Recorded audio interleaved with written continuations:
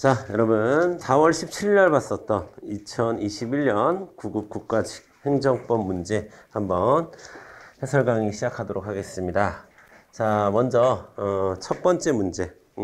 전체적인 총평을 좀 하면 한마디로 어렵지 않았다. 어렵지 않았고 뭐 까다로운 문제가 한두 개는 있었으나 그렇게 전체적으로 어려운 문제가 아니고, 그 다음에 출제 포인트를 크게 벗어나지 않았다. 기출 그동안 나왔던 출제 포인트에서 그렇게 평가할 수 있는데, 단지 그러니까 같은 사안인데 같은 사안이고 같은 이론인데 판례만 다른 걸로 살짝 바꿔서 사용하는 경우가 좀 이제 생겼다. 그 정도만 보시면 될 것 같고요. 자, 1번 문제부터 한번 보도록 하겠습니다. 자, 1번은 엄청 많이 보는 거죠. 그쵸? 조례가 눈에 보여야 되고, 조약이 눈에 보여야 되고, 그쵸? 그래서, 국내 우수 농산물에 대해서 특별하게 처리하는 조례가, 가트에 위반된 것이다. 가트에 위반되는 것이기 때문에 그것은 효력이 없다. 그래서 맞죠? 이거 맞는 말이죠. 조례가 효력이 없는 거죠. 조약과 비교했을 때는. 자, 어떤 거에 걸리는 거예요? 상위법 우선의 원칙에 걸리는 거죠. 자, 그러니까 조약이 더 상위법이라는 겁니다. 조례보다는. 자, 그 다음에 두 번째. 행정소송에 관하여 행정소송법에 특별한 규정이 없는 사항에 대해서는, 그러니까 행정소송법에 규정이 없으면, 자, 이번 기회에 3개 외워둡시다. 그러니까 이게, 행정소송법에,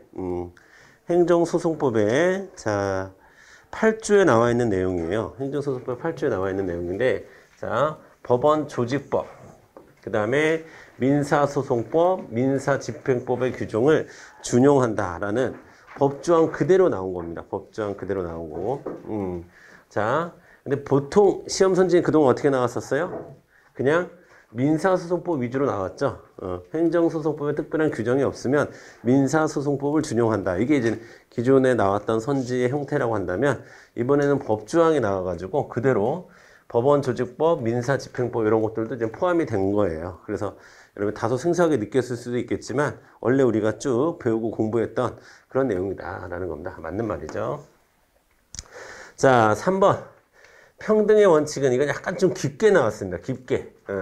제가 봤을 때는 헌법이 이제 9급 과목으로 들어왔거든요.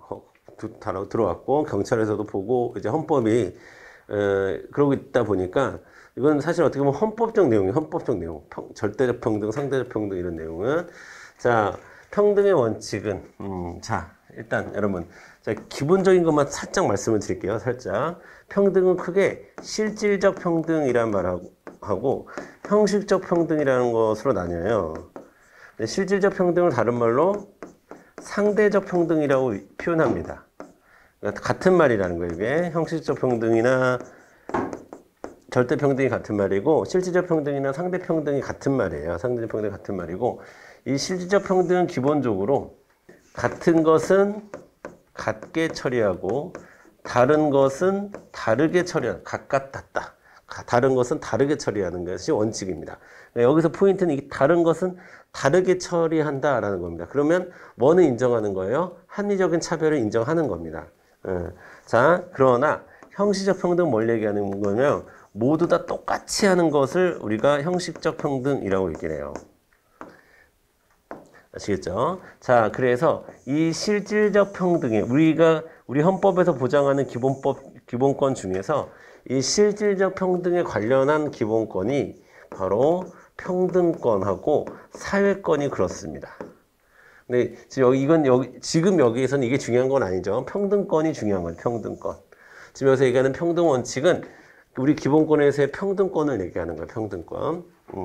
자, 그리고 요 형식적 평등이 적용되는 것은 딱 하나, 참정권을 보장할 때는 형식적 평등이 적용이 돼요. 참정권이라고 하는 것은 누구나 투표할 수 있는, 그러니까 돈이 많든 적든 사회적 지위가 높든 낮든 일정 정도 연령 이상이면 누구나 투표할 수 있게 해주는 거기 때문에 그렇게 누구나 투표하는 거, 이런 게 형식적 평등이에요. 절대적 평등이라고 얘기하는 거고, 그 다음에 합리적 차별을 존중하는, 그런 같은 것은 같게 다른 것은 다르게 취급하는 게 실질적 평등이고 상대적 평등이고 우리 헌법에서 이야기하는 평등은 바로 상대적 평등이다라고 보는 겁니다. 그러면 다시 3번 이런 기초 지식을 가지고 3번 한번 읽어볼게요. 평등 원칙은 일체의 차별적 대우를 부정하는, 이게 틀린 거죠. 일체의 차별적 대우를 부정하지 않습니다. 방금 말씀드렸듯이 합리적인 이유가 있는 차별은 인정하는 거예요. 그렇죠. 이 부분 일체의 차별적 대우를 부정하는 절대적 평등을 의미하는 것이 아니라, 자, 맞는 거네요. 그렇죠? 절대적 평등을 의미하는 것이 아니라, 맞아요. 입법과 법의 적용에 있어서 합리적 근거가 있는 차별을 배제하는 상대적 평등을 뜻한다라고 되어 있는데, 자, 그러니까 합리적인 근거가 없는 차별을 배제한다고 했으니까 합리적인 근거가 있는 차별을 인정한다는 거죠. 이렇게 합리적 차별을 인정하는 것은 상대적 평등입니다. 우리 헌법에서 하는 평등 원칙이라고 하는 것은 상대적 평등, 실질적 평등을 의미한다. 앞으로 시험 문제가 계속 바뀌게 나온다면 이런 거 계속 바뀌겠죠. 절대적 평등으로 나왔다가 형식적 평등으로 나올 수도 있고, 상대적 평등으로 나왔다가 실질적 평등으로 나올 수도 있고, 그렇습니다. 자, 그 다음에 뭐 하나만 더 얘기한다면 이런 것들을 비례적 평등이라고 얘기하고 이런 걸 기계적 평등이라고도 얘기해요. 다 뉘앙스가 같은 겁니다. 형식적, 절대적, 기계적 이런 말이. 자, 4번이 틀렸겠네요. 그러면 개정법령이 기존의 사실 또는 법률 관계를 적용 대상으로 하면서 국민의 재산권과 관련하여 종전보다 불리한 법률 효과를 규정하고 있는 경우 그러한 사실 또는 법률 관계가 개정법률이, 자, 여기 이 표현이 중요한 거지. 이미 완성 또는 종결된 것이 아니라면, 그러니까 이미 완성 또는 종결된 것이 아니라면이라는 것은 진정이 아니라면, 진정 소급이 아니라면 이런 뜻이잖아요. 그렇죠? 그럼 이건 뭡니까? 부진정 소급을 얘기하는 거죠. 자, 부진정 소급은 원칙적으로 인정을 하는 거죠. 하고 있습니다. 다만 부진정 소급도 예외적으로 인정 안 할 수도 있습니다. 신뢰보호의 원칙이 적용이 되면 예외적으로 인정 안 할 수 있으나 원칙은 부진정은 인정한다라고 보는 거니까 4번이 틀렸죠. 그렇죠? 자, 1번의 정답은 4번으로 가주시면 되겠고, 여러분이 이 문제를 풀기 위해서 제가 봤을 때는 이번 또 시험 문제 특징이 문제를 조금 성의 없게 낸 부분이 좀 있어요. 그러니까 문맥은 하나도 안 바꾸고 뒤에 있다 없다만 바꾼다거나 이런 문제들이 좀 있습니다. 그래서 우리가 잘 읽어야 돼. 그러니까 잘 읽어야 되는데 이런 것들을 잘 읽어야죠. 그러니까 잘 안 읽으면 완전히 반대로 해석할 수 있는 선지들이 좀 있더라고요. 자, 그렇습니다. 그래서 1번의 정답은 4번으로 가주시면 되겠고, 사전 지식이 좀 필요했던 건 3번 정도 외에는 없었다고 볼 수 있습니다.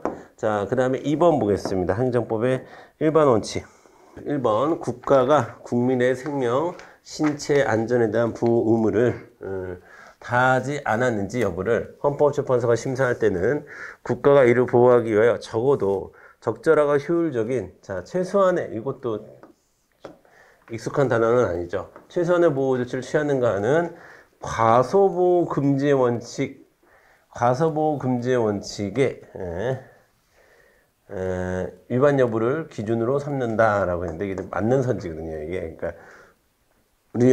우리 판례에서 헌법재판소 판례에서 자, 최소한 보호해야 될 부분까지는 보호하고 있느냐, 이게 바로 과소보호 금지의 원칙입니다. 과소보호 금지의 원칙.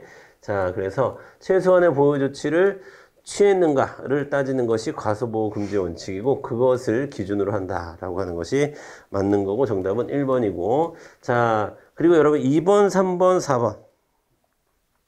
자, 2번, 3번, 4번은 만약에 내가 1번이 이 과소보호 금지의 원칙이 내가 잘 몰랐다 하신 분들은 이거가 제껴지면서 이거 3개 제끼는 건 꼭 됐어야 되는 부분이에요.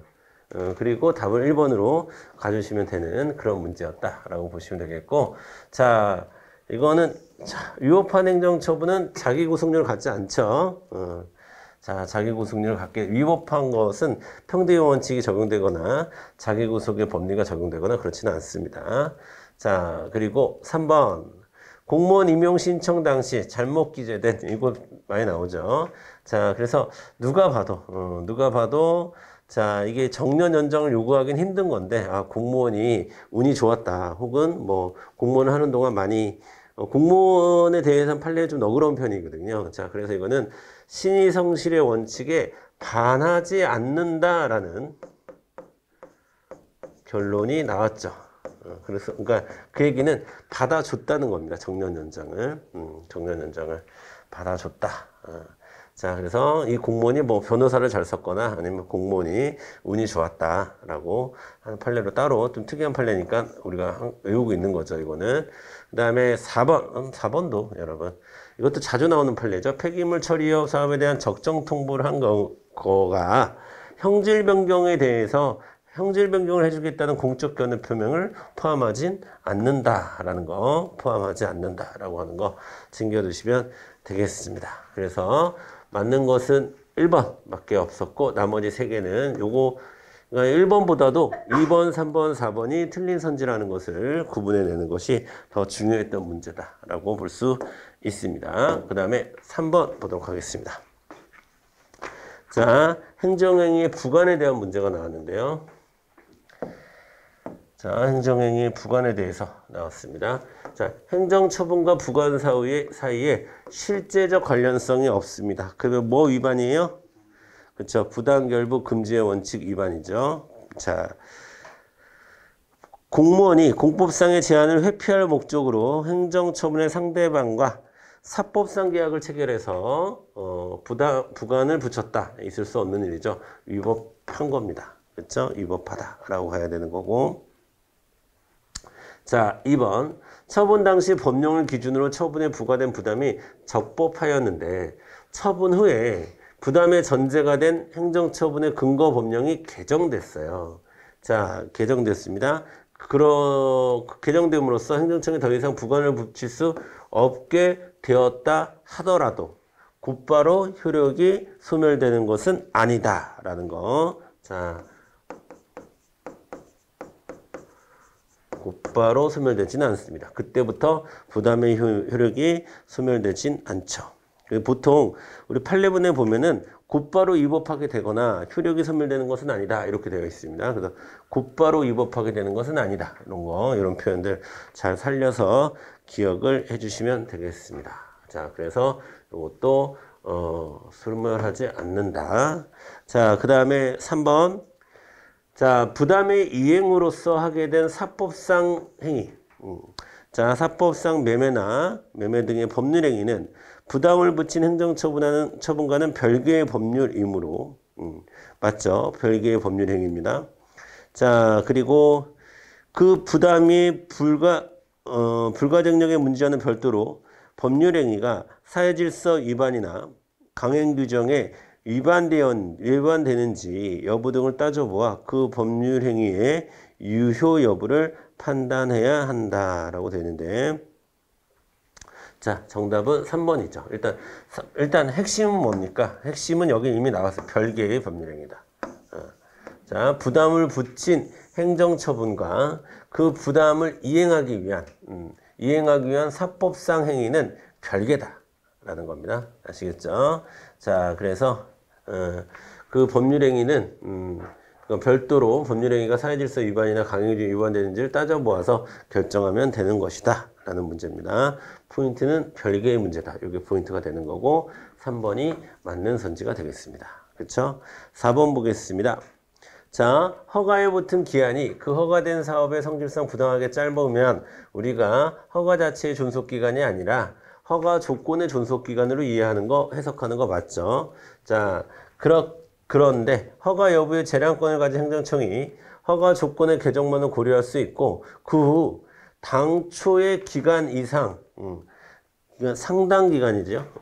이 기간이 상당 기간 연장되어 그 기간이 부당하게 짧은 경우가 아니라고 한다면, 그 기간 연장을 불허할 수도 있죠. 부당하게 짧은 경우가 아닌 상황이 돼버리면, 그렇죠? 아닌 상황이 돼버리면, 자, 불허가 할 수도 있다. 자, 핵심은 뭐냐면 여기입니다. 자, 여기 당초의 기한이 상당 기간 연장돼요. 이게 핵심이에요. 그 기간이 부당하게 짧은 경우에 해당하지 않게 된 때라면 라면 기간 연장을 불허할 수도 있다. 이렇게 정리하시면 되겠습니다. 자, 그래서 4번 선지는 틀린 거고요. 정답은 3번으로 가주시면 되겠습니다. 자, 그리고 정보공개와 관련해서 시험 문제가 나왔습니다. 정보공개. 자, 정보공개가 나왔는데, 자, 답은 그렇게 어렵지 않았어요. 자, 1번부터 보도록 하겠습니다. 여러분, 정보공개는 국민의 알 권리에 해당하는 것이기 때문에, 자, 국민의 알 권리에 해당하는 것이기 때문에, 자, 대상은 일반 국민 누구나 국가에 대해서 할 수 있는 겁니다. 그렇죠? 자, 할 수 있는 거고요. 자, 이른바 일반적 정보공개 청구권이 포함된다라고 하고, 선지 중에서 제일 의미가 있고 우리가 정리해야 될 건 2번이 2번. 시험 문제 제일 많이 나오는 선지는 2번이죠. 예. 정보공개 청구권은 법률상 보호되는 구체적 권리이므로 청구인이 공공기관에 대하여 정보공개를 청구했다가 여기 거부 처분을 받은 것 자체가 법률상 이익 침해예요. 일반적으로 인정되는 거기 때문에 그것을 거부했어? 그럼 내 법률상 이익은 발생하는 거야. 거기서부터. 아시겠죠? 여기 2번 선지가 굉장히 중요한 선지가 되는 거고요. 여러분 3번 보겠습니다. 자, 공공기관의 정보공개에 관한 법률상 공개 청구의 대상이 되는 정보란 공공기관의 직무상 작성 또는 취득하여 현재 보유하고 있는 자료이긴 한데 원본인 문서만을 의미하는 것은 아니죠. 물론 원본도 포함하겠지만 반드시 원본일 필요는 없습니다.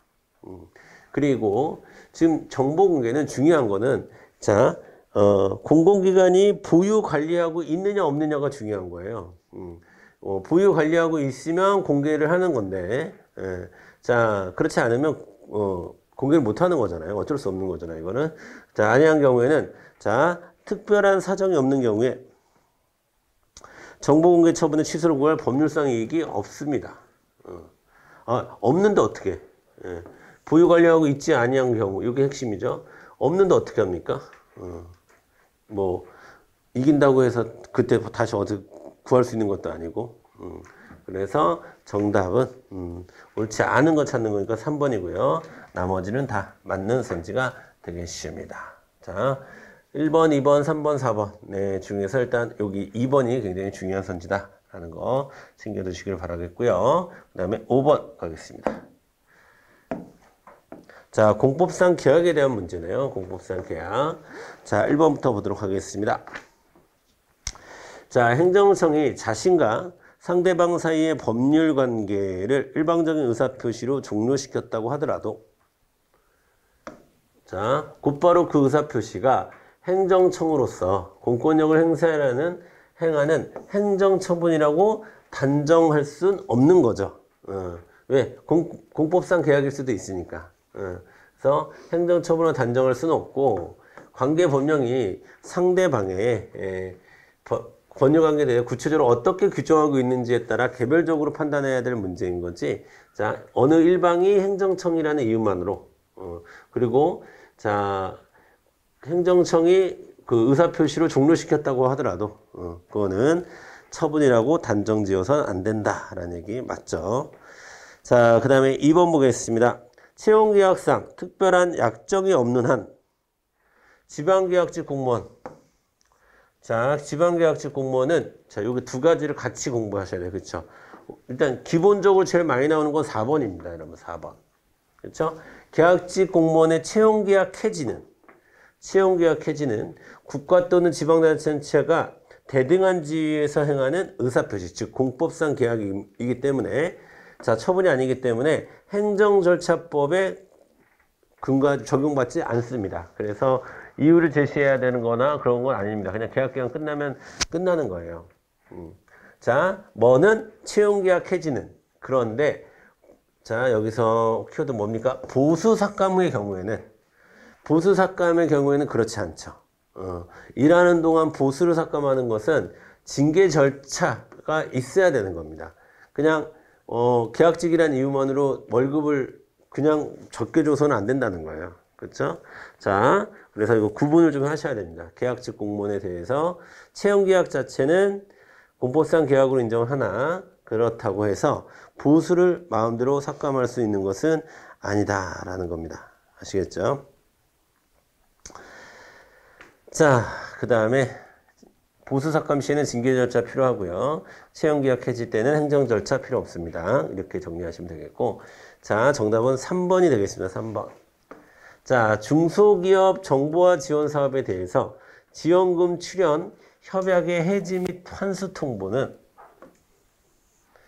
자, 지원 사업에 대한 지원금 출연, 자, 해지 및 환수 통보는 자, 공법상 계약에 따른 의사표시가 아니라 행정청이 우월한 지위에서 행하는 공권력의 행사로서 행정처분이다라고 했는데 행정처분 아니죠. 자, 이거는 공법상 계약에 불과한 겁니다. 공법상 계약에 불과한 겁니다. 자, 여기서 여러분이 비교할 수 있는 거는 BK21, 그쵸? BK21. 자, 두뇌한국 21. 요거 같은 경우는 요것에 따른 요 사업에 따른 협약 해지 환수 통보는 BK21 사업 해지 환수 통보는 처분이에요. 처분성을 인정한 바가 있고, 그 다음에 중소기업 정보화 지원 사업에 대한 지원금 출연 협약은 처분성을 갖지 않습니다. 공법상 계약입니다. 여러분 뭘로 구분하셔야 돼요? 키워드는 뭡니까? 이거죠, 이거. 출연. 이건 뭐냐면 중소기업 정보화 지원 사업을 하는데 정부가 하는데 중소기업청에서 일정 정도의 지원금을 출연하겠다라는 거예요. 그러니까 출연하겠다라는 의사표시예요. 그래서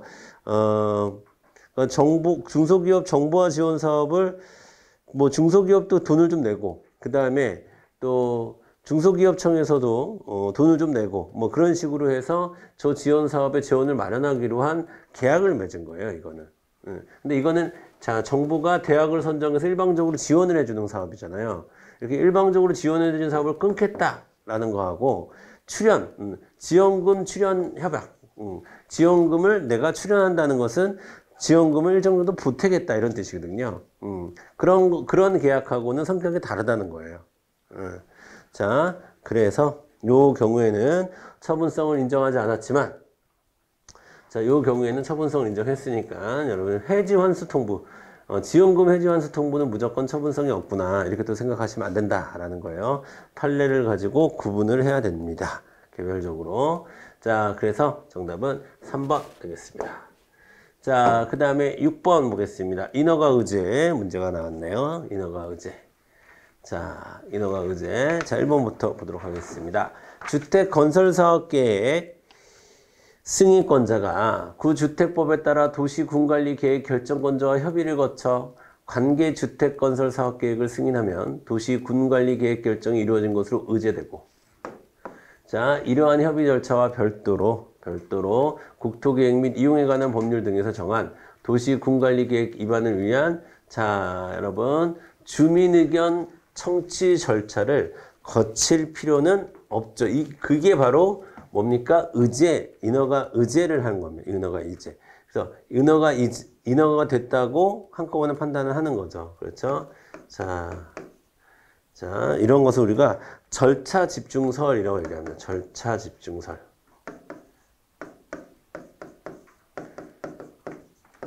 자, 절차 집중설이라고 하는 것은 절차는 생략할 수 있다 이런 거예요. 의제를 통해서. 자, 여기서 요거 주민 의견 절차 이런 것들은 집중될 수 있다라는 거고. 그 다음에 2번 보겠습니다. 2번. 자, 개발행위에 해당할 경우 그 건축의 허가권자는 국토계획법령의 개발행위 허가 기준을 확인해야 되므로 국토계획법상의 건축물의 건축에 관한 개발행위 허가가 의제되는 건축허가 신청이 국토계획법령이 정한 개발행위 허가 기준에 부합하지 아니하면 허가권자로서는 이를 거부할 수 있다라는 겁니다. 그쵸? 자, 이거는 우리가 인허가 의제된 건축신고는 수리 유효해요, 유효하지 않아요? 건축신고 자체는 수리를 유효하지 않지만 이렇게 인허가가 의제된 경우에는, 인허가 의제 건축신고의 경우에는, 자, 수리 요하는 신고이기 때문에, 자, 허가권자로서는 이를 거부할 수 있습니다. 아시겠죠? 자, 그 다음에 이거 맞는 말이고 2번도 3번 보겠습니다. 자, 건축법에서 관련 인허가 의제 제도를 둔 취지는 인허가 의제사항 관련 법률에 따른 각각의 인허가 요건에 관한 일체 심사를 배제하라는 것이다 라고 했는데 이것도 틀렸죠. 자, 일체 심사를 배제하려고 하는 게 아니라 자, 절차와 관련된 사항을 조금 속도 있게 줄여주겠다라는 의미이지 일체 심사 자체를 안 하겠다 이런 뜻은 아닌 거죠. 그래서 이것을 우리가 실체 집중 부정설이라고 얘기합니다. 실체 집중 부정설. 그러니까 우리나라는 지금 뭐를 따르고 있다? 절차 집중을 따르고 있다. 이것처럼 이거는 지금 실체 집중설을 하겠다라는 뜻이거든요. 일체 심사를 배제하겠다라고 하는 거는 그러니까 이거 아니다 그러니까 실체 집중설을 부정한 논거라고. 그러니까 지금 일체 심사를 배제하겠다라고 하는 것은 이게 바로 실체 집중설인데 우린 실체 집중설을 안 따르는 거니까 그쵸? 실체 집중설을 안 따르는 거니까 3번도 맞는 거죠. 우리가 지금 하려고 하는 것은 실체 집중설이 아니라 절차 집중설이다 라는 얘기입니다. 그래서 일체 심사를 배제하려는 것은 아니다 라고 되는 거예요. 자, 그래서 이 선지 자체는 맞는 선지죠. 자, 4번 보겠습니다. 자, 주택사업계획 승인 처분에 따라 의제된 인허가가 위법함을 다투고자 하는 이해관계에는 자, 주택사업계획 승인 처분의 취소를 구해야지.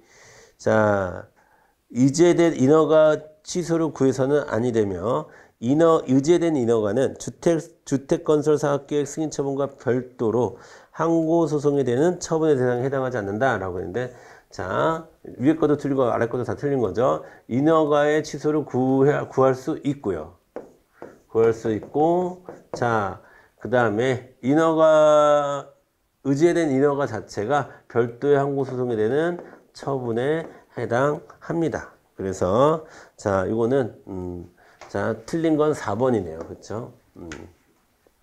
자, 포인트는 이것만 잘 기억하시면 돼요. 지금 여기서 다투고자 하는 것은 주택사업계획 승인 처분 전체를 다투려고 하는 게 아니라 그 인허가, 그러니까 의제된 인허가의 위법함을 다투려고 하는 거예요. 의제된 인허가의 위법함을 다투고자 할 때, 자, 처분이고, 자, 그 다음에, 이 관계에는 구할 수 있다. 취소를 구할 수 있다. 이렇게 보시면 되겠고, 정답은 4번으로 가주시면 되겠고, 자, 7번 보도록 하겠습니다.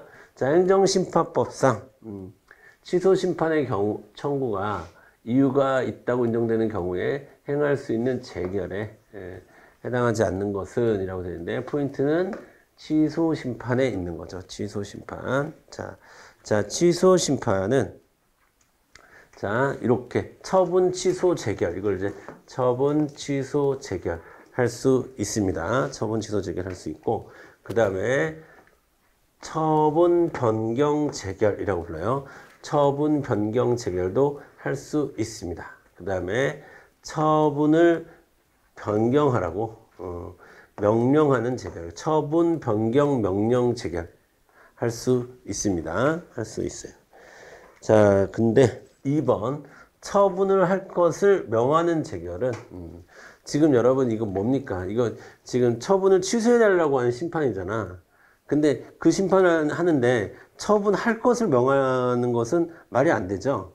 자, 요거는 처분할 것을 명하는 재결이 그러면 없냐? 이런 것을 우리가 처분 명령 재결이라고 하는데 이 처분 명령 재결은 어느 심판에서 할까요? 의무이행 심판에서 하겠지.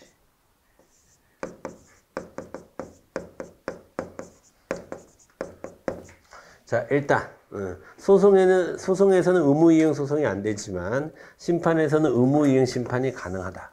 그리고 자, 거부 처분에 대한 취소는 소송에서는 어디로 가요? 취소 소송으로 가죠. 거부에 대한 것도 취소 소송은 다릅니다. 하지만 자, 심판에서는 의무이행 심판을 다루는 게 바로 거부가 이쪽으로 들어오죠. 거부.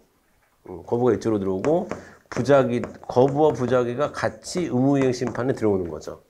대상이 되는 거죠. 의무이행 심판에서는. 자, 그런데 이 거부는 소송으로 가면 취소 소송으로 가고 이 부작위는 소송으로 가면 부작위 위법 확인 소송으로 가는 거야. 자, 그러면 처분을 할 것을 명하는 재결은 취소 심판에는 있을 근거가 없습니다. 거부가 이쪽으로 들어오기 때문에. 그렇죠? 자, 그리고 자, 의무 이행 심판에서는 처분 명령 재결하고 그냥 아예 여기서 처분을 해버리는 처분 재결하고 이 두 가지가 이제 가능하겠죠. 자, 그래서 2번은 자, 취소 심판과는 어울리지 않고 의무 이행 심판에 해당하는 그런 처분이다. 처분의 종류다. 이렇게 여러분이 정리를 해주시면 되겠습니다. 자, 그 다음에 자, 우리가 요런 거 있죠, 요런 거. 요런 거를 형성재결이라고 불러요. 형성재결. 그러니까 바로 그냥 처분을 취소해주면 권리무관계 변화가 생기겠죠. 바로 거기서 형성이 되는 겁니다. 그 다음에 변경해줘도 바로 거기서 형성이 되는 거예요. 그 다음에 요런 거 있죠, 요런 거. 요런 거. 자, 요런 거를 자, 그러면 여기 보세요. 이거는 형성재결이라고 하는 거야. 이런 거는 뭐라고 할까요? 이행재결이라고 하는 거야. 이행재결. 재결의 성격을 뭔가를 이행하라고 하는 것은 이행재결이라고 하는 거고, 바로 그냥 그 재결로서 권리무관계가 발생하게 되면 형성재결이라고 얘기하는 거고, 이런 게 이제 형성재결인 거고, 이런 게 이행재결이라고 얘기하는 거예요. 자, 이게 재결의 성격을 물어볼 수도 있으니까 그렇게 구분을 해 주시길 바라겠습니다. 8번. 이거 이런 오타입니다. 그쵸? 행정심판법이 아니라 국가배상법이죠. 자, 국가배상법상 공무원이 위법한 직무행위로 인한 손해배상에 대한 설명으로 옳은 것은, 자, 1번 보겠습니다. 자, 일반적으로 공무원이 필요한 지식을 여기서 어떤 지식이에요? 필요한 지식이에요. 공무원이라면 필요한, 당연히 알고 있어야 된, 이런 뜻입니다. 갖추지 못하고, 그리고 법규의 해석을 법규의 해석을 그르쳤다는 것은 어쩔 수 없이 그런 게 아니라, 뭐 학설이나 뭐 이렇게 균일하지 못해서 그런 게 아니라 그냥 해석을 그르쳤다는 거야. 그래서 행정처분을 잘못했어. 자, 그가 법률 전문가가 아닌 행정공무원이라고 하여 과실이 없다고는 할 수 없다. 즉 과실 인정됩니다. 과실이 있어요. 자, 내가 무슨 법률 전문가도 아니고 그럴 수도 있죠. 안 됩니다. 그 정도는 안 통해. 자, 알아야 될 건 알아야 되는 거고, 그 다음에 정확히 해석을 해야 될 건 해석을 하는 거야. 물론 어렵다. 어렵다는 전제가 있으면 뭐 학설도 나뉘고 있고 막 그런 거라면 노력했는데 그런 거라면 모르겠지만 이 정도 가지고는 과실이다라고 보는 겁니다. 그래서 정답은 1번이 되는 거고요. 자, 2번 보겠습니다. 자, 국가배상의 요건인 공무원의 직무에는 국가나 지방자치단체의 비권력적인 작용과, 자, 비권력적인 작용, 자, 포함됩니까? 이건 포함돼요. 포함되고, 하지만 뭐가 포함이 안 되는 거야? 사경제 주체로서의 작용은 포함 안 되죠. 자, 비권력적인 작용도 포함되지만 사경제 주체로서의 작용은 포함이 되지 않습니다. 그래서 뒤에 것 때문에 틀렸습니다. 그렇죠? 그 다음에 요거는 뭐 우리 자주 봤었죠. 이제 특정하지 않아도 제가 뭐 무슨 사례를 들었었죠? 그 성균관대 그 전투경찰에서 죽은 여학생 얘기하면서, 자, 국가가 누가 죽였는지 특정되지 않아도 자, 가해 공무원을 특정하지 않아도 책임져야 된다라는 겁니다. 자, 그 다음에 4번 보겠습니다. 4번. 국가가 가해 공무원에 대하여 구상권을 행사하는 경우 국가가 배상한 배상액 전액에 대해서 구상권을 행사하는 것은 아닙니다. 아닙니다. 자, 판례문 한번 읽어보드릴까요? 판례문. 자, 판례는 당해 공무원의 직무 내용, 당해 불법행위의 상황, 손해 발생에 대한 당해 공무원의 기여 정도, 당의 공무원의 평소 근무 태도 등 재반 사정을 참작하여 공평부담의 견지에서 구상권을 행사한다. 이렇게 되어 있습니다. 그러니까 평상시 일을 잘해야 되는 거예요. 실수를 하더라도. 자, 그렇죠? 자, 그동안의 근무 태도, 그 다음에 진짜 얼마 정도 잘못한 건지 뭐 등등을 따져본다라는 겁니다. 아시겠죠? 자, 키워드만 말씀드리면 그러면 그 직무 내용이 과연 뭐였고 상황은 어땠으며 자, 위법의 기여 정도, 위법에 대한 기여 정도는 어느 정도고 그 다음에 그쵸? 평상시에 근무 태도까지도 본다라는 거예요.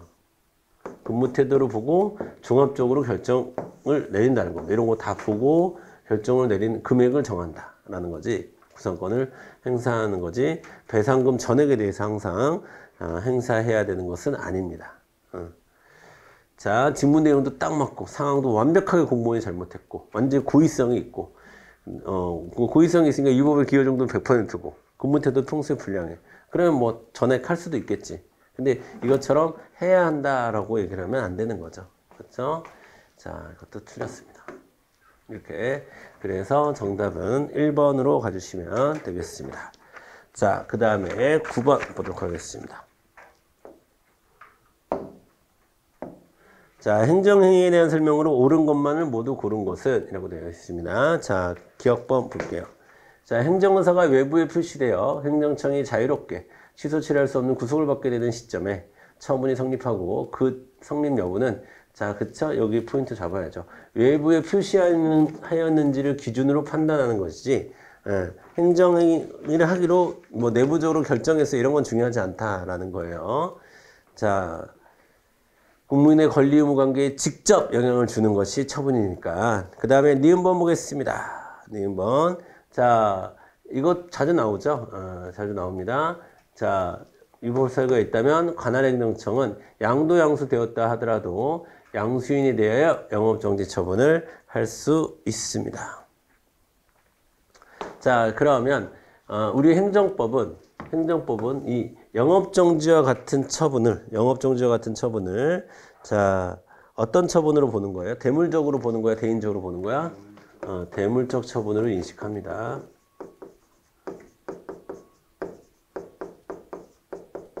대물적 처분으로 인식한다는 거예요. 영업정지 같은 처분을. 여기 있는 영업정지 처분을 대물적으로 인지한다. 자, 디귿번 보도록 하겠습니다. 자, 주택재건축조합에 대해서 설립인가 처분이 행해진 후에 조합 설립 결의를 하자의 이유로 조합 설립의 무효를 주장하려면 조합 설립 인가 처분의 취소 또는 확인 후 그렇죠. 이미 인가를 받은 거는 따로 조합 설립 결의 하자를 다투는 확인 해소를 제기할 수 없다. 이것도 맞는 말이고요. 자, 그 다음에 리을번. 공정거래위원회가 부당한 공동행위를 한 사업자 중에서 자진 신고자에 대하여 자, 먼저 전체적으로 과징금 부과 처분을 한 뒤 다시 자진 신고자는 따로 출연해서 과징금 감면 처분을 한 경우라면 선행 처분의 취소를 구하는 소는 적법하다라고 했는데, 자, 여러분 이걸 어떻게 구분하셔야 되는 거냐면 처음에 여러분 처음에 한 이 선행 처분은 자, 잠정적 처분으로서의 성격이 있는 거예요. 잠정적으로 미리 해놓은 거야. 그리고 자, 따질 거 따져서, 즉 자진 신고했는지 안 했는지를 따져서 하는 이 감면 처분이 나중 최종적인 종국 처분이죠. 종국 처분. 종국적으로 한 처분이야. 그러면 이 잠정적으로 한 처분은 이 종국적으로 한 처분에 포함되는 거죠. 거기에 흡수되는 겁니다. 흡수되는 거예요. 자, 흡수되는 겁니다. 자, 그래서 효력 자체가 소멸되는 겁니다. 이거는. 자, 그래서 과징금 부과 처분이 과징금 감면 처분으로 들어간 거예요. 그래서 선행 처분의 취소를 구할 소는 소이익이 없다라고 보셔야 되는 거예요. 그래서 리을번만 틀렸고 기억, 니은, 디귿 다 맞는 선지가 되겠습니다. 정답은 2번으로 여러분이 가주시면 되겠습니다. 2번. 자, 그 다음에 10번 같이 볼게요. 10번.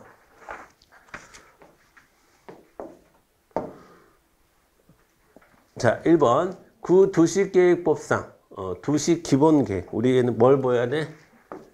기본이 크게 보여야 되지, 기본. 도시 기본계획이래요. 그러면 직접 뭐 한마디로 얘기해서 처분성 없다는 얘기죠. 자, 일반 국민에 대한 직접적인 구속력은 없다. 맞습니다. 처분성은 없습니다. 자, 2번. 장래 일정 기간 내에 관계변명이 규정하는 시설 등을 갖추어서 자, 일정한 행정처분을 구하는 자, 여러분. 자, 행정처분을 구하는 신청을 할 수 있는 법률상 지위에 있는 자. 그 얘기 뭡니까? 지금 신청권이 있다는 거예요, 없다는 거예요? 신청권을 가진 자라는 뜻이죠. 그렇죠? 신청권을 가진 자. 신청권이 있다는 얘기입니다. 자, 신청권이 있다는 얘기고. 자, 국토이행 변경 신청을 거부하는 것이 실질적으로 당행정처분 자체를 거부하는 결과가 되는 경우라도, 그쵸? 국토이용관리법상 주민이, 국토이용계획의 변경에 대해서 신청할 수 있는 신청 변경은 구할 있는 권리가 인정된다. 그래서 끝나야 되는 거죠. 인정됩니다. 그래서 2번이 틀렸네요. 자, 그래서 여기 또, 자, 실질적으로 당의 행정처분 자체를 거부하는 결과가 되는 경우, 이런 것도 잘 챙겨주시고, 자, 그런 경우, 신청의 권리가 인정됩니다. 자, 그 다음에 3번 보겠습니다. 2번, 옳지 않은 거 찾는 거니까 정답은 2번. 자, 3번. 구속력 없는 행정계획이 아니라 행정지침이라도 국민의 기본권에 직접 영향을 끼치고, 자, 항상, 이건 헌재 판례예요. 헌재 판례는 항상 기본권 여부를 따지는 거예요. 그래서 기본권에 직접적 영향을 끼치고, 그 다음에, 자, 여기 포인트죠. 실시될 것이 틀림없을 것으로 예상된다고 한다면, 헌법소원의 대상이 됩니다. 헌법소원의 대상이 된다. 기본권 헌법소원. 자, 기본권이 침해받았을 때 하는 게 헌법소원이거든요. 그렇죠? 자, 그 다음에 4번 보겠습니다. 자, 도시계획의 결정, 변경 등에 대한 권한행정청은 이미 도시계획이 결정 고시된 지역에 대해서도 다른 내용의 도시계획을 결정 고시할 수 있고, 이때에 후행 도시계획에 선행 도시계획과 양립할 수 없는 내용이 포함되어 있다면, 계획이잖아요. 여러분, 계획은 제가 항상 계획의 특징이 뭐라고 그러죠? 언제든지 바뀔 수 있다. 계획이란 언제든지 바뀔 수 있다. 라는 거니까, 언제든지 바뀔 수 있는 거니까, 효력은 앞에 게 있어요? 뒤에 게 있어요? 뒤에 게 있는 겁니다. 뒤에 게. 예. 그래서, 특별한 사정이 없다고 한다면, 선행도시계획이 그냥 후행도시계획으로 바뀐 거다. 이렇게 우리가 인식하면 된다라는 거예요. 계획은 얼마든지 바뀔 수 있는 거니까요. 그렇죠? 자, 그래서 정답은 2번. 옳지 않은 것은 2번이고 1번, 3번, 4번 모두 맞는 말입니다. 되셨죠? 자, 그럼 잠깐 쉬었다가 11번서부터 또 다시 나가도록 하겠습니다. 잠깐 끊었다 갈게요.